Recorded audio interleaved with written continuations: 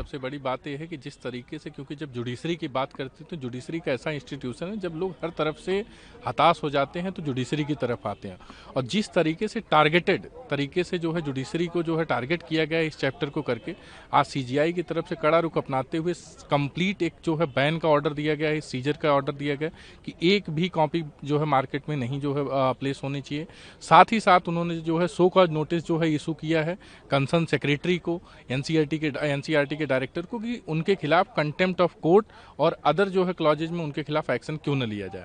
देखिए, जहां तक जब इस तरीके की बात करते हैं, देखिए as a member of bar, क्योंकि हम लोग जो बार एंड बेंच दोनों जो है इंटीग्रल पार्ट हैं एक दूसरे का, और इस तरीके से इंस्टीट्यूशन पे टारगेट करना, क्योंकि जब बात आती है कि जुडिशरी की बात आती है, जब जुडिशियल इंस्टीट्यूशन पे टारगेट करते हैं तो आप बार के लोगों पे भी टारगेट करते हैं। तो इस तरीके का टारगेट करना, क्योंकि जब बात जुडिशरी ही सिर्फ आप कहते हैं करप्शन, तो करप्शन तो सबसे ज़्यादा इन्वॉल्व जो है ब्यूरोक्रेसी में है, सबसे ज़्यादा इन्वॉल्व पॉलिटिशियंस के बीच में है, तो आप उसकी बात नहीं करते। और कहीं ना कहीं जब एनसीईआरटी में आप इस तरीके की चीज़ों की बात करते हैं तो आप बच्चों के मन में आप इनिशियल फेज से ही डालते हैं कि जुडिशरी एक ऐसा इंस्टीट्यूशन है जो उसको निगेटिव वे में दिखाना चाह रहे हो, जिसका कंप्लीट तरीके से रोकना बहुत ज़रूरी था।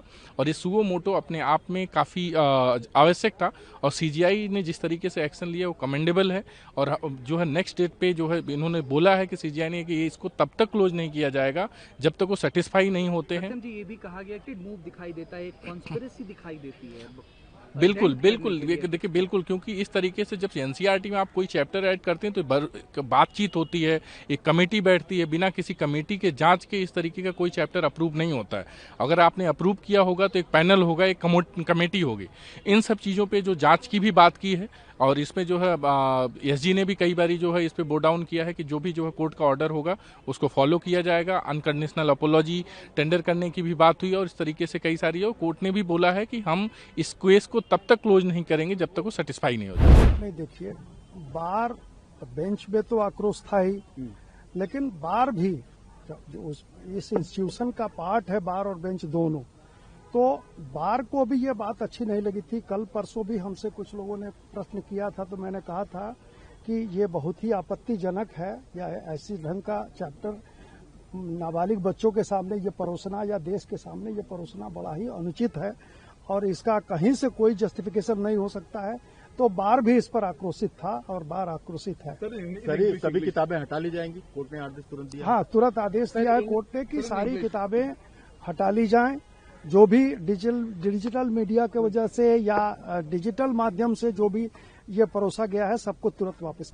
मेरा विचार है कि उन्होंने जो किया सही किया, सो मोटो जो कॉग्निजेंस ली है वो सही है, लेकिन इसका मतलब ये नहीं है कि जुडिशरी में करप्शन नहीं है। कंप्लेंट्स है, वो भी मानते हैं।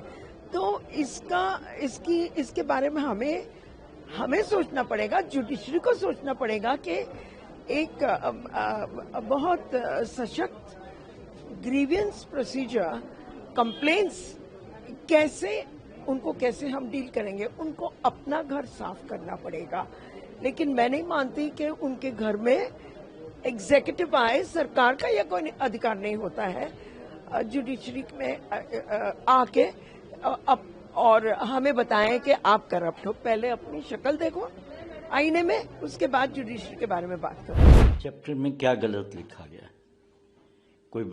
कोई ये तो बताए ना कि इस चैप्टर में ये गलत लिखा गया है। अगर करप्शन नहीं है जुडिशरी में और लिख दिया गया है कि करप्शन है, तब तो समझ आता है। जुडिशरी की करप्शन तो अब ओपन है। वो जस्टिस वर्मा का केस इतना प्रोमिनेंट केस है कि कई करोड़ रुपए जले हुए उनके घर से मिले, और हमारे जुडिशरी में ना सीजीआई की हिम्मत हुई, ना सीजे दिल्ली की हिम्मत हुई कि एक एफआईआर भी लिखवा दे। आपने एक इंटरनल इंक्वायरी की, एक ऐसा प्रोसेस शुरू किया जिसका आपको पता था कि कुछ नहीं होने वाला, और जस्टिस वर्मा को आपने पूरी तनख्वाह दे रहे हैं और काम नहीं दे रहे। मतलब उनको आपने काम नहीं छोड़ दिया, लेकिन उनको सारी हाईकोर्ट जज की फैसिलिटीज, और हाईकोर्ट जज हैं वो। तो करप्शन किसको कहते हैं? इसका मतलब करप्शन की आपकी परिभाषा ही अलग है। आम आदमी के लिए करप्शन कुछ है, आपके लिए करप्शन कुछ है। आप उसको जो है, अगर चैप्टर को हटा भी देंगे तो क्या लोग आपको ईमानदार मानने लग जाएंगे? मुझे तो नहीं लगता कि ऐसी कोई संभावना है। और फिर आपके अपने सुप्रीम कोर्ट के रिटायर्ड जजेस ने करप्शन के ऊपर कई बयान दिए कि जुडिशरी में, आपके हाई कोर्ट में, सुप्रीम कोर्ट में इतने प्रतिशत जज करप्ट है। आपके सामने भी वो बयान आए जिसमें आपने सुमोटो कॉग्निजेंस ली मिस्टर प्रशांत भूषण के खिलाफ। उन्होंने अपने बयान लेने से या क्षमा मांगने से मना कर दिया, कहा कि मैं जो कह रहा हूं आई स्टैंड बाय दैट।